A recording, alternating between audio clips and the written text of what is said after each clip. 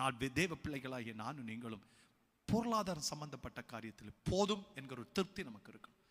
எல்லா போதைத்தனத்தை விட்டு வெளியே வந்துடலாம். குடிப்பழக்கத்துக்கு அடிமைத்தனமா வெளியே வந்துடலாம். ஒரு பெண் பழக்கத்தில் அடிமை இருக்கா, வெளியே வந்துடலாம். ஆனால் எதிலிருந்து வெளியே வர முடியாதுன்னா, ஒருவன் பொருளின் மேல் அவனுடைய கண்ணு போயிடுச்சுன்னா அவன் அதற்கு பிறகு பாதுகாக்கவே முடியாது. இந்த பொருளை பற்றின உலக கவலையும் ஐஸ்வர்யத்தின் மயக்கமும் வசன நமக்குள்ளால இருக்காம ஓடி போயிடும். வாசி, ஐஸ்வர்யம் நல்லது, அது என்ன பண்ணிடக்கூடாது, மயக்கத்துக்கு போயிட்டுன்னா எது வராதுன்னா வசனம் வரவே வராது. பிசாசு அநேகரை வஞ்சித்து வைப்பது என்னன்னா, கேட்பதற்கும் அதிகமாய் பணத்தை கொடுத்துட்றான்.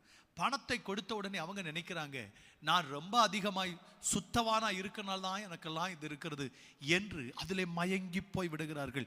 இனி எனக்கதற்கு ஆண்டவர், இனி எனக்கதற்கு கோயில், இனி எனக்கதற்கு எல்லாம் என்று விட்டு விடுகிறோம். உபதேசம் மனதிற்குள் போகாதற்கு காரணம் என்ன?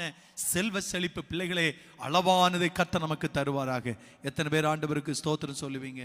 உண்மையான மனம் திரும்புதல் வந்துச்சுன்னா இது மேல நம்ம ரொம்ப கவனம் வைக்க மாட்டோம். சேமிப்பெல்லாம் அளவா தான் இருக்கும். அதுக்கு மேல இருக்க யாருக்கு கொடுத்துருப்போம்?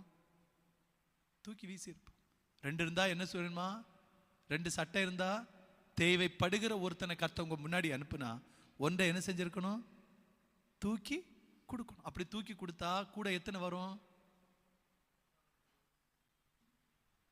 ஒருவருடைய டயலாக் எனக்கு நல்ல ஞாபகம் இருக்கிறது.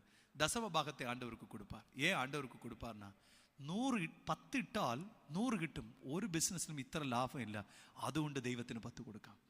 கர்த்தருக்கு 10% ஏன் தரணும்னா, 10% போட்டுட்டோன்னா தேவன் நமக்கு எவ்வளவு தருவாரா? 100.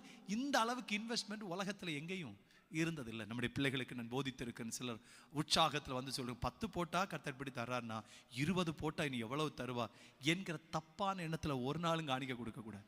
உண்மையில சொன்னா 10 போட்டு ஆண்டவர் 100 தருகிறவர் அல்ல. தந்ததுக்கு நீங்கள் உண்மையா இருக்கிறீங்க. உங்களுக்கு வீடு கட்ட வேண்டும் என்று தேவை வருகிறதா, அப்ப வானம் திறக்கும். வேலை முடிஞ்சிச்சா, வானம் பூட்டும். திருமண தேவை வருகிறதா, அப்படி வானம் திறக்கும். தேவை முடிஞ்சிச்சா, அது க்ளோஸ் ஆயிரும். தேவை வரும்போது திறந்திருக்கும். ஒரு குழந்தை பெற்றெடுத்த உடனே அந்த தாய்க்கு பால் ஊறுகிறது போல தேவை வரும்போது அது ஊறும்.